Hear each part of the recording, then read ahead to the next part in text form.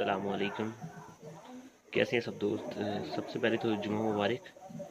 और इसके बाद आज की जो वीडियो है ये मैं खान साहब ने जो बिलियन ट्री प्रोजेक्ट शुरू किया है उसके लिए बना रहा हूँ कि उन्होंने बहुत ही अच्छा काम किया जो भी किया, लेकिन आगे से जो दरख्त दिए जा रहे हैं हमें देखना चाहिए कि वो कहाँ लग रहे हैं, किस तरह लग रहे हैं। ऐसा तो नहीं कि कुछ लोग बस अपने मफाद के लिए उन्हें ला रहे हैं और उठा के फेंक रहे हैं। तो अभी कुछ दिन पहले मैं अचानक से एक जगह पे मेरा जाना हुआ, तो मैंने वहाँ पे देखा कि बहुत सारे दरख्त वैसे ज़मीन पे पड़े हुए सूखे हुए, ढेर लगा हुआ दरख्तों का।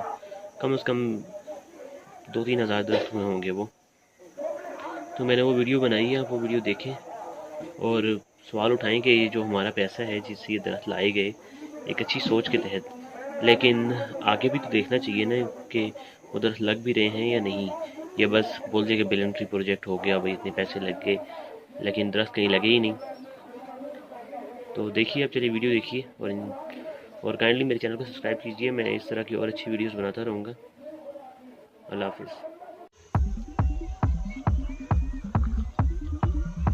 Billion tree project.